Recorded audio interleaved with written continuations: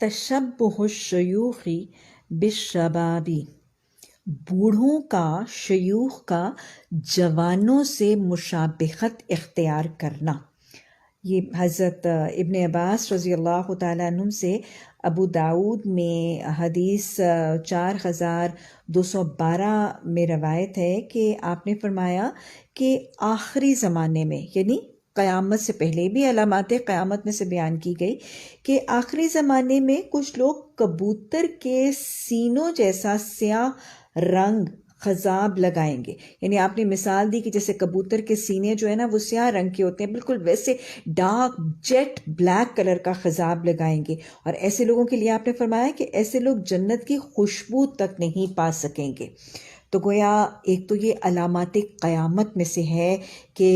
قیامت کے آنے سے پہلے لوگ اپنی بڑھاپے کو جوانی میں، وہ جو کہتے ہیں نا کہ سینگ کٹوا کے بچڑوں میں شامل ہونے کی خواہش، اور وہ داڑیاں اور بال اور سب کچھ رنگ کے بلیک کلر کی ڈائی سے بالکل جوان لگنے کی خواہش، تو یہ علامات قیامت کے حوالے سے ہے۔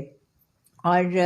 ویسے بھی اس حدیث کی روح سے سیاہ رنگ کا خضاب لگانا جو ہے وہ جنت کی خوشبو نہ پا سکنے کی وعید ہے۔ تو کچھ کے نزدیک تو یہ کبیرہ گناہ ہے، لیکن اکثریت اس حدیث کی روح سے اس کو مکروہ قرار دیتے ہیں۔ اور متفرقہ حدیث بھی موجود ہیں، حدیث ابو داؤد ہی میں موجود ہے، حدیث نمبر 4204 میں الفاظ ہیں کہ آپ نے کسی کے سفید بال اور داڑھی دیکھی تو آپ نے فرمایا کہ اسے کسی چیز سے بدل دو، لیکن سیاہی سے بچو، یعنی بلیک رنگ کے خضاب اور ہیئر ڈائی سے بچو۔ اور اسی طرح حدیث نمبر 4205 ہے ابو داؤد کی کہ سب سے اچھی چیز ہے جس سے بڑھاپے کو، یعنی بڑھاپے کے وائٹ بالوں کو بدلا جاتا ہے، وہ مہندی ہے۔ تو لہٰذا آپ نے سرخ خضاب کو اور سرخ مہندی کو پسند کیا، اور آپ صلی اللہ علیہ وسلم بھی سرخ رنگ کی مہندی جو ہے اس کو استعمال کرتے ہوئے بس اوقات کچھ روایات سے پتہ چلتا ہے۔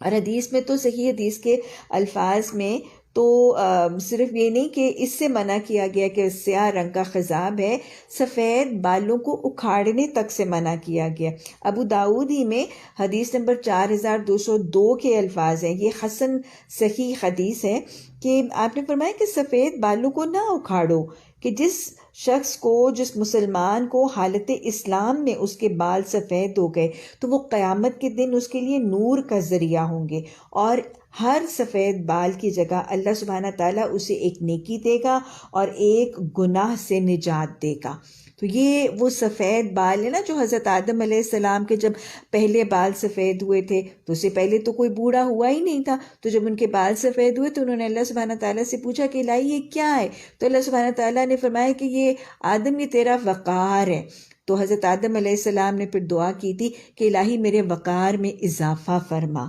تو اپنی عمر کو چھپانے کے لیے اور اس کو کنسیل کرنے کی کوششیں آج کی جاتی ہیں، اور یہ شاید علامات قیامت ہی میں سے ہیں کہ سب کچھ ہی الٹ گیا نا۔ تو یہ جو کوششیں کی جاتی ہیں، چاہے وہ سیاہ رنگ کا خضاب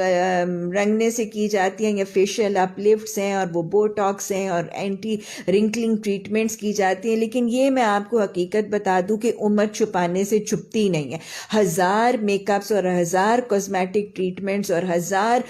جو ہے کاسمیٹولوجیز اور فیشیل اپ لفٹس کروا لیجئے، دا مومنٹ ایک خاتون چلتی ہے یا بولتی ہے تو اس کے تو پہلے موبائل اٹھا کر جو وہ پہلا ہیلو کہتی ہے نا، اس سے اس کی عمر کا پتہ چل جاتا ہے۔ آپ فون پر بات کر رہے ہیں اور اکراس دا لائن جو دوسری خاتون ہے، آپ کو نہیں پتہ ہے کہ ٹوٹل اجنبی ہے، لیکن وہ جو پہلا السلام علیکم یا پہلا ہیلو کا کلمہ ہے، اس سے اس کی عمر کا پتہ چل جاتا ہے کہ یہ